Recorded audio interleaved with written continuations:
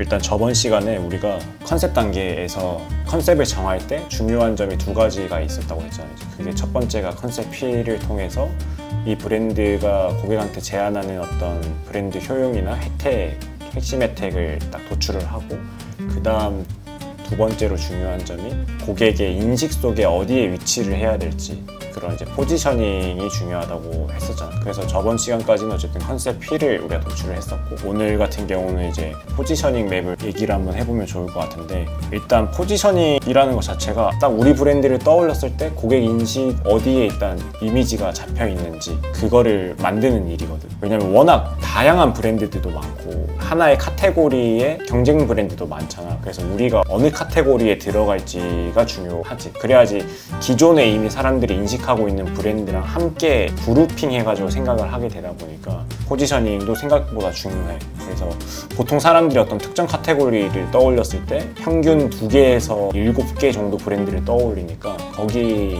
들어가는 게 중요한 거지. 그래서 아예 막 새로운 카테고리를 만들어서 들어가면 우리 브랜드 하나니까 그냥 1위인 거잖아. 그렇게 가는 방법도 있고, 애초에 그 카테고리가 좀 생소하거나 브랜드 자체가 별로 없을 때는 그냥 그곳을 들어가도 이미 사람들이 알고 있는 카테고리니까 익숙함이 있어서 그렇게 들어가도 되는 거라서, 오늘 이제 형이 준비해왔던 포지셔닝 맵 같은 경우는 조금 이따 이제 보여줄게. 근데 우리는 막 새로운 카테고리를 만들다기보다는 기존 플레이어 자체가 많이 없어가지고 이제 기존 카테고리로 들어가는 식으로 포지셔닝을 하면 어떨까를 얘기를 좀 할 것 같아요. 그리고 이제 그 포지셔닝을 시각화하는 게 포지셔닝 맵이란 말이야. 그래서 우리 브랜드랑 어떤 경쟁 브랜드의 위치를 뭐 2차원부터 X축, Y축을 그려서 만들거나, 좀 더 나아가면 Z축까지 해가지고 이제 3차원으로 포지셔닝 맵을 만들기도 하는데, 그걸 이제 한번 그려봄으로써, 근데 이게 무조건 정답은 아니야. 왜냐면 이 포지셔닝 맵도 엄청 한계가 많아. 실제로 믿지 못할 것들도 많긴 한데, 그럼에도 전략을 짜거나 할 때 필요한 작업이기 때문에, 그래서 오늘 한번 그거를 그려보면 좋을 것 같아. 내가 일단 해온 것들을 보여줄게.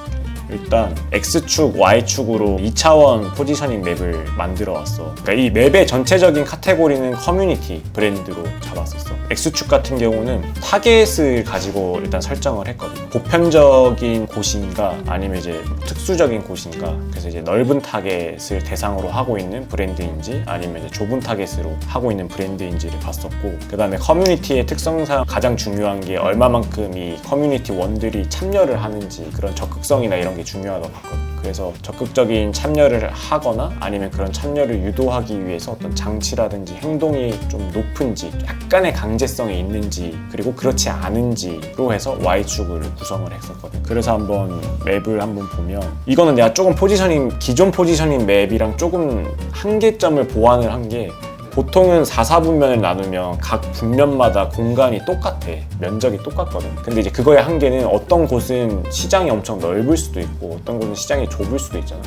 그런 것들이 반영되지 않게 그리는 게 좀 일반적인 한계가 있는 포지셔닝 맵인데, 애초에 우리는 이 타겟 자체로 X축을 잡았기 때문에 지금 보는 이제 브랜딩 분야, 그 다음에 스타트업 창업 분야, 사업 분야, 직장인 분야의 면적들이 다 달라. 갈수록 더 넓어지는 보이잖아. 그렇게 일단 잡았었고, 일단 가장 많이 몰려있는 곳 같은 경우는 당연히 이제 직장인을 타겟으로 한 커뮤니티가 많겠지. 시장도 크기 때문에 그만큼 기존 플레이어들도 많다는 말이지. 우리가 이제 한번 기존 플레이어로 봤었던 곳이 뭐 인사이터라는 곳도 있고, 너무나도 유명한 뭐 트레바리, 남의 집, 네플영가, 문토, 그 다음에 요즘 이제 인스타그램에서 형이 이제 좀 팔로우하거나 알고 계신 분들이 만들고 있는 어떤 뭐 HOC라든지 미러블, 북클럽 이런 곳들도 좀 넓은 타겟에서의 커뮤니티를 운영을 하고 있고, 그 다음에 사업 분야는 너무나도 많은 것 같아. 되게 많은 것 같아. 형 주변에도 어떤 사업하시는 분들은 다 하나씩 커뮤니티는 들어가 있는 것 같아. 여기도 엄청 많고, 그 다음에 이제 스타트업이랑 창업 분야 같은 경우는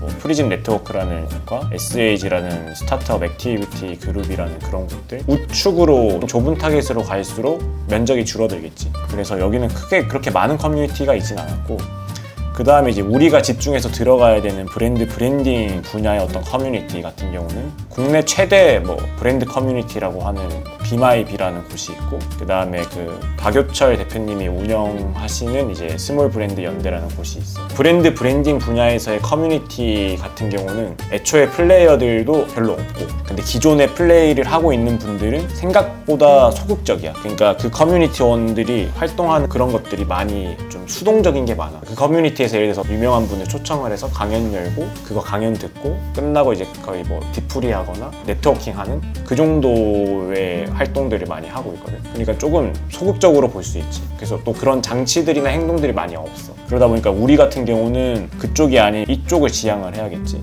그러니까 브랜딩에 특화되어 있는 커뮤니티인데, 커뮤니티 원들이 좀 더 적극적으로 참여를 할 수 있는, 그래서 우리는 그런 장치들을 많이 만들고 어떤 프로그램들도 많이 만들어서 제공을 해야 되는 그러한 하나의 포지셔닝을 해가면 어떨까 생각을 일단 했었고, 다음 너는 그거를 해왔잖아. 기존 플레이어들의 브랜드 이미지를 떠올렸었을 때 어느 곳에 위치하면 좋겠는가를, 그거를 한번 또 보면서 얘기하면 좋을 것 같아.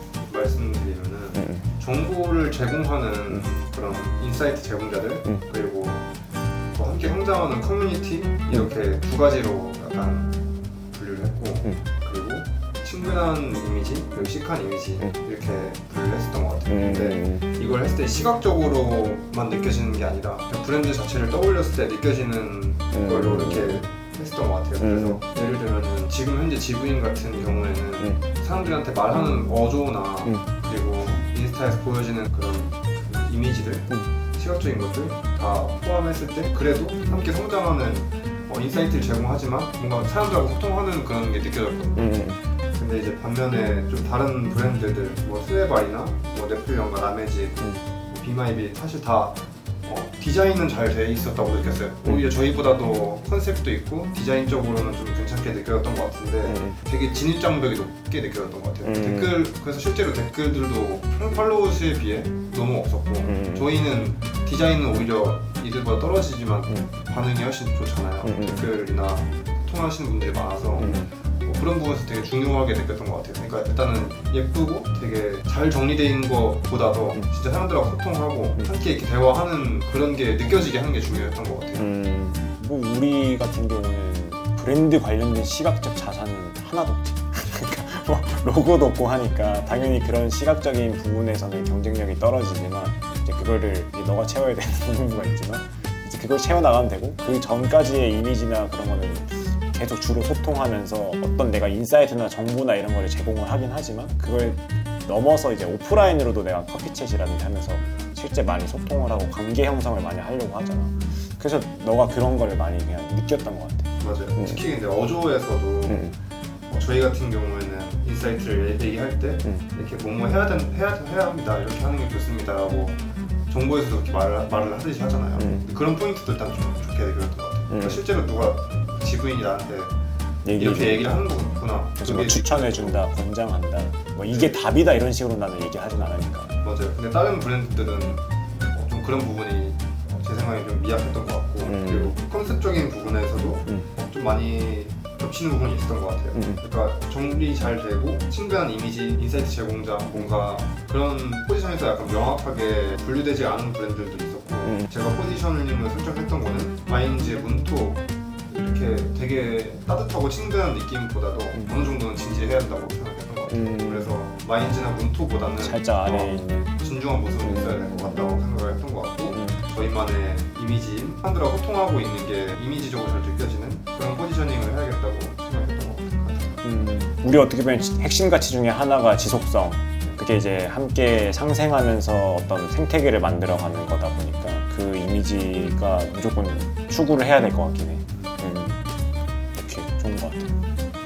그러면 우리가 이제 지향해야 되는 어떤 포지셔닝 맵은 이제 나온 거잖아. 그런 브랜드 이미지적인 것도 그렇고, 지금 카테고리 같은 경우도 그렇고, 이거를 통해서 저번 이제 컨셉필에서 도출되었던 그런 우리 지브인만의 핵심 혜택인 유니온, 연대라는 거.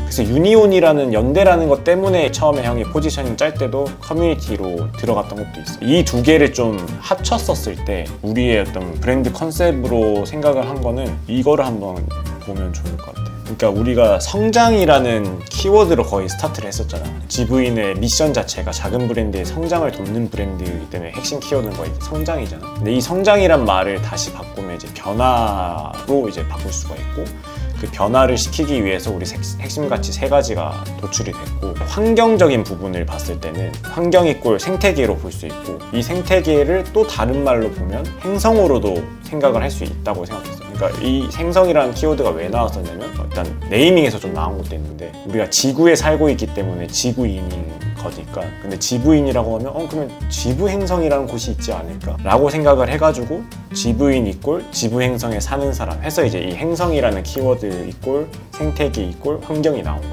그래서 아까 연대적인 그런 혜택을 우리가 제공을 하면서 커뮤니티라는 카테고리를 둘이를 결합했었을 때 브랜드 컨셉으로는 그로우 플래닛이라고 생각을 했어. 이 부분에 대해서는 너는 어떻게 생각을 해?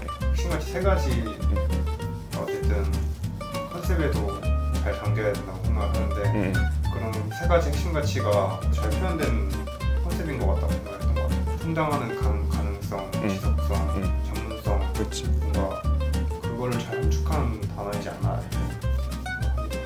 브랜드 컨셉은 그로우 플래닛으로 거의 이제 확정됐고, 그러면 이거 기준으로 디자인 단계로 넘어가서 하나하나씩 시각적 자산을 이제 만들어 나가면 되겠지. 뭐 이 브랜드 카테고리는 커뮤니티. 근데 이거는 유의를 해야 될 게, 우리가 처음 스타트 같은 경우는 커뮤니티 브랜드로 들어가긴 하지만 우리 내부적으로는 여기에 너무 매몰될 필요는 없다고. 핵심 가치를 녹일 수 있는 어떤 제품이 되거나 서비스가 다양한 분야에도 우리가 접목할 수 있는 것들을 생각을 많이 하면 좋을 것 같아요.